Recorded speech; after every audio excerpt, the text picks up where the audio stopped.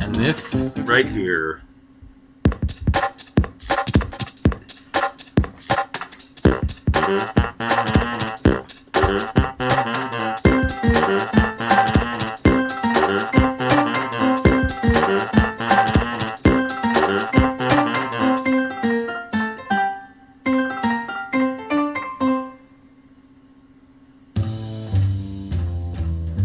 Let me tell you a story about one of my friends, Jeff Steibel.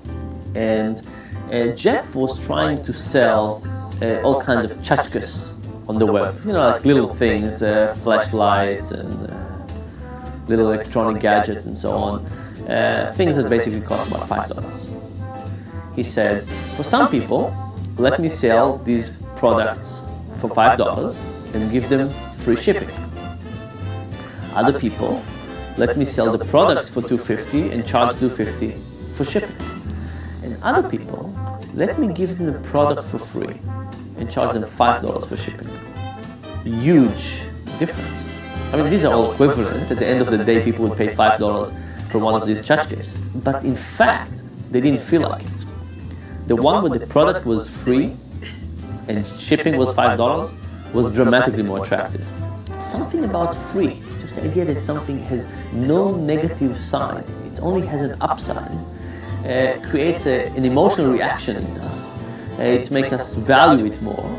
And this excitement causes us many times to behave and get it. The point is that there are many times when getting something for free is not bad. I mean, why wouldn't you get something for free? But as this example with Jeff illustrates, these are all equivalent examples financially. It's just how it is framed. So there is something really quite magical about free.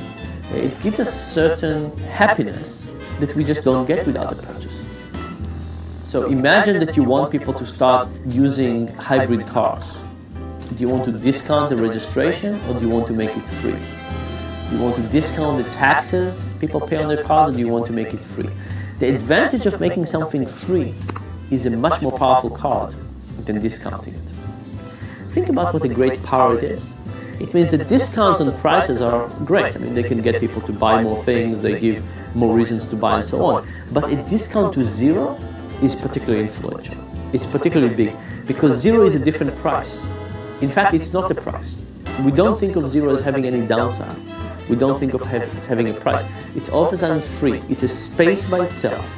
It's a category by itself, and we think about it very differently.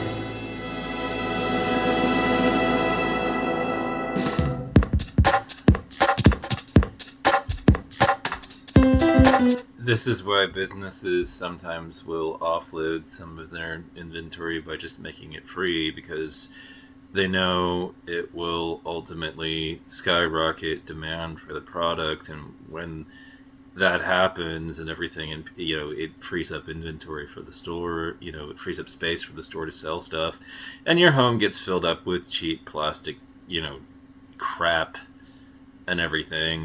This can backfire on you, and businesses can absolutely weaponize this in particular, bit of irrational behavior on humans' parts. But it's exactly why, these figures that are coming out of, these pirate, like the copyright cartels, the people that support it, and everything, and they always grossly overestimate their cost as a result of piracy to figures like 800 to 700 million to 800 million.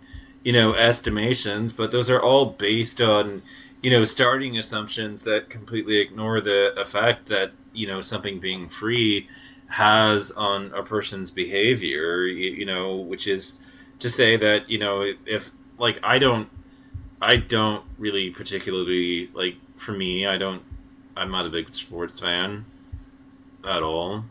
It's not really of interest to me, but, looking at this, if I, at some point, maybe I would, stream it on an illegal streaming site and everything, despite the fact that there is no way on God's green earth, if I had to pay for it, that I ever would.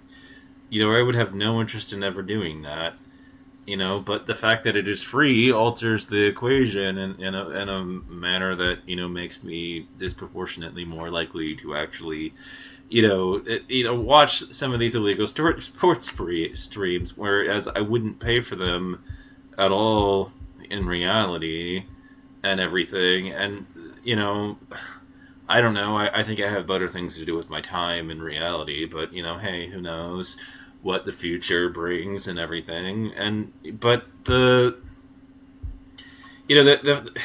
I can tell you that it makes me much more willing to go over and actually explore something that's not of interest to me, and everything, and see if maybe I could be wrong about it not being interesting to me, if it cost me nothing to actually do and everything. And, here we are, you've got estimates that are in the amount of $700 to $800 million, and yet, there are fundamental economic laws, the zero price effect, that prove beyond all doubt that if you're assuming, that every illegal stream is a lost sale, then you've already lost the plot. You're dead wrong and fundamentally irrational in your figures.